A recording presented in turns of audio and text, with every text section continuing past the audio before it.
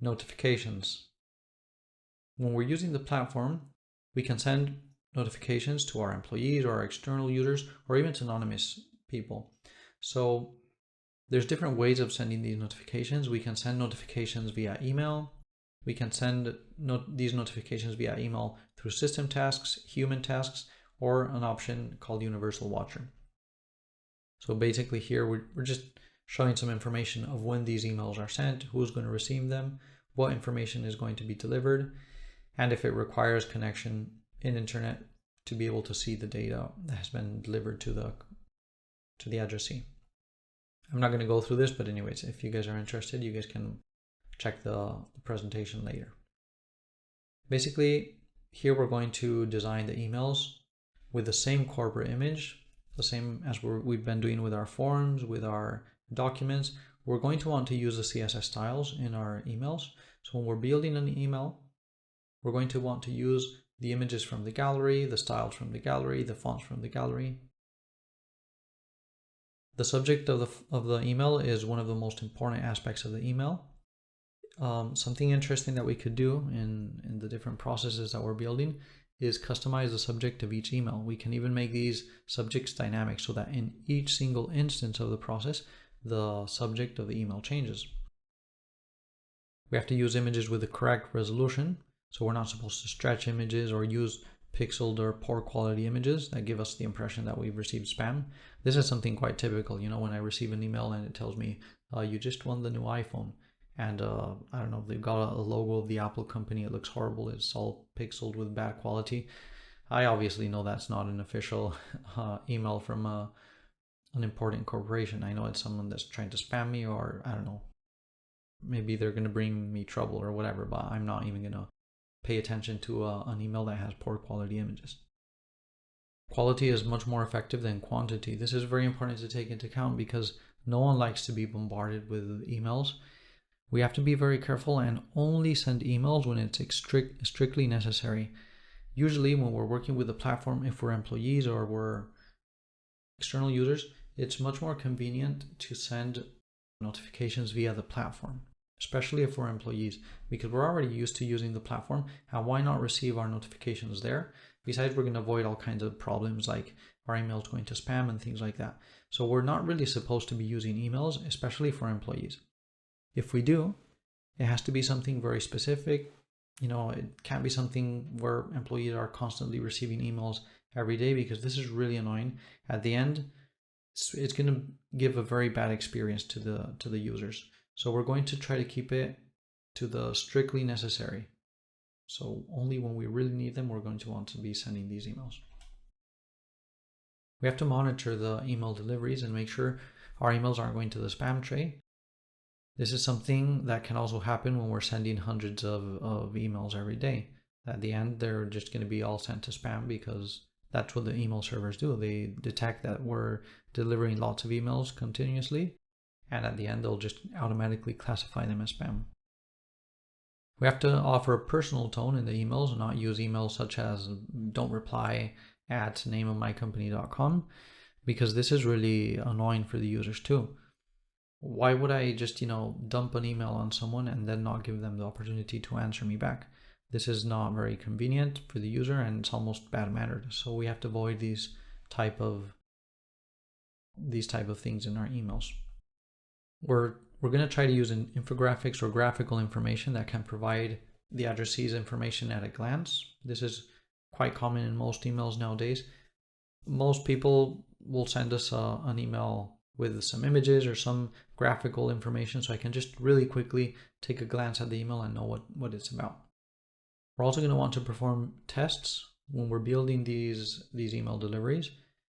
Before sending the emails to our end users, we recommend opening the email from different services. For example, I'll do some tests. I'll send an email to an Outlook inbox, I'll send it to a Gmail inbox, and then I'll make sure I can see it correctly in both inboxes. This is important because not all the content is displayed in the same way in all the different services. So we should at least check the main ones and make sure we can see it correctly. The next thing I want to do is enter the application. I know we already know how to create emails because we've used this a lot during the different courses, but I want to show you guys some additional tips and tricks to design and to create these emails. As we already know, when we want to configure a notification, for example, here we want this personal task to be delivered via email. All I have to do is click here on the performer, select the option to notify the performer via email, and then configure the email notification here. Now, there's several things I could do. I could click here on the body and I could do this from scratch. Okay, I'm going to delete this. So right now it's empty. I have absolutely nothing. So I could paste, for example, a template. I could go to internet and look for any template out there. There's hundreds of templates we can use.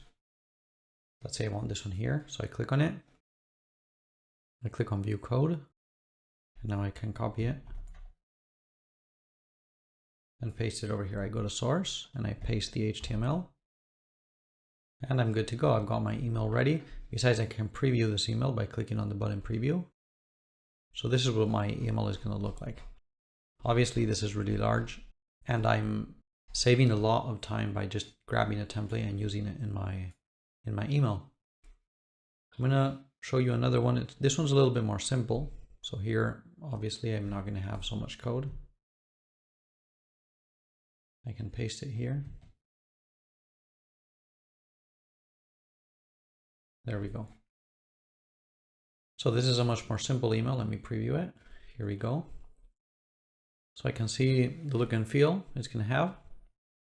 And if I want, I can already start running tests. Although there's a few things here I don't want. For example, probably I want to modify this logo, or I want to change the link in this button. Maybe I don't want these social networks to take me to a certain website. So what I'm going to do, I'm going to modify the code, or I'm going to modify the attributes. Either I go to the source and I start changing things, or I can directly do it from here. For example, here in this logo, I could just delete it and I could add a different logo by clicking here. Now I can just grab this one.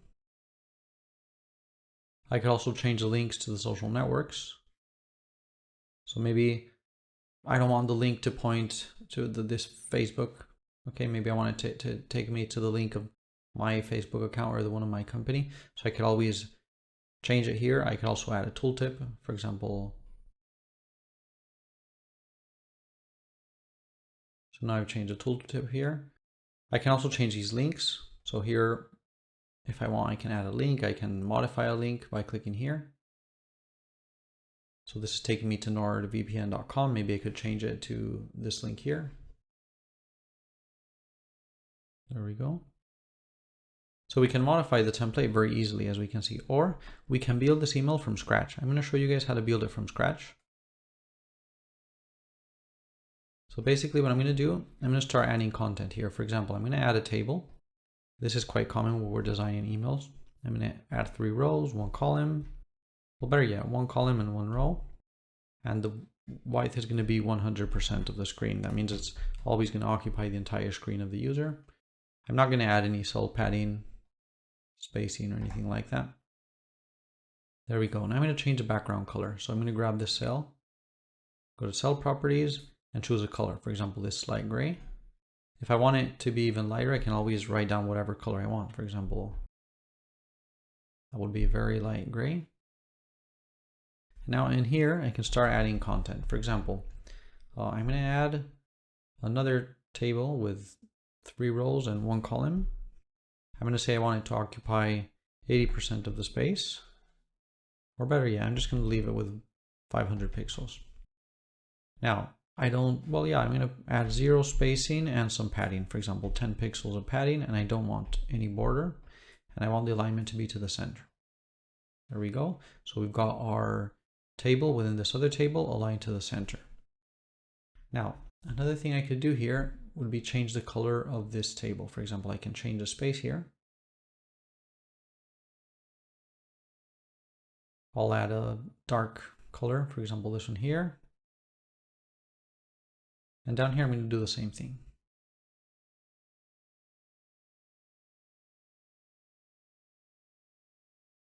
There we go. And now in this middle space, I'm going to leave it white. So I'll go to Cell, Properties, and choose Color White. Okay, so here I'm going to have the body of my email. Here I'm going to have the header. We can't see it, so I'll have to change the color. There we go. And here I'm going to have the footer.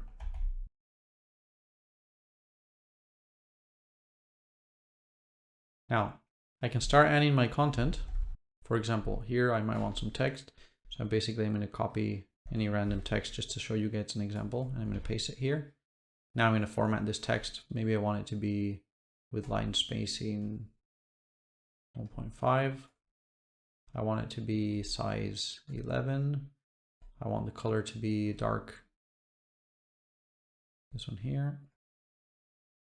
I also want the font to change to this one here.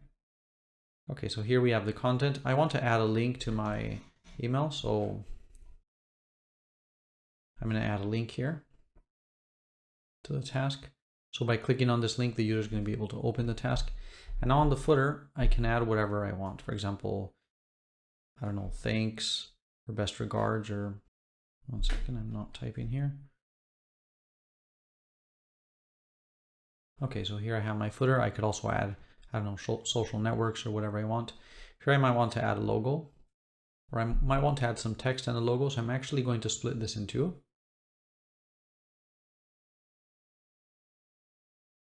There we go. So now I've got 2 spaces here. I'm going to add some text here.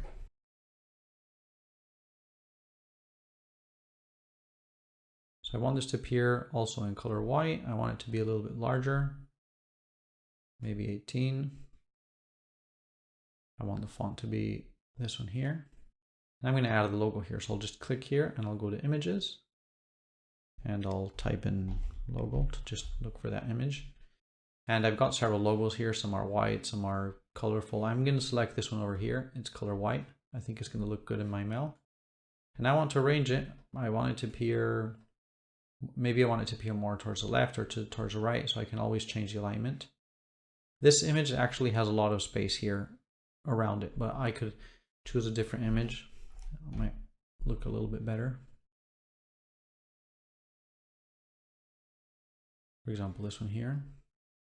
Okay, I like this one better. I actually like it better, but I want more padding around it. So I'm going to click here on table properties and I'm going to say I want padding to be 20. There we go. And now if I want to take a look at the look and feel of this email, all I have to do is click here on the preview button and it's going to show me the result. So this is more or less what the end user would see. Obviously here a link would be displayed instead of this text. I can make more modifications. I can make it look fancier. But anyways, this is just a very simple example where we can show you how to create this this type of design. We also have to take into account that the design in this email, it's not really responsive. Actually, the outer box is, because it's occupying 100% of the screen. But this inner part, it's only 500 pixels. Now we've set it up to be like that. So we can't really make it smaller or anything, but if we want, we could always add percentages. For example, here, we could say, well, I just want this to be 50%. And now this would make it responsive. Let me go to the preview again. So now here we can see, depending on the size of the screen of the user, if it's a mobile phone, it might look like this, or if it's a PC, they might see it like this. So we can see it's actually responding to the size of the screen. Exercise 401, Part 4.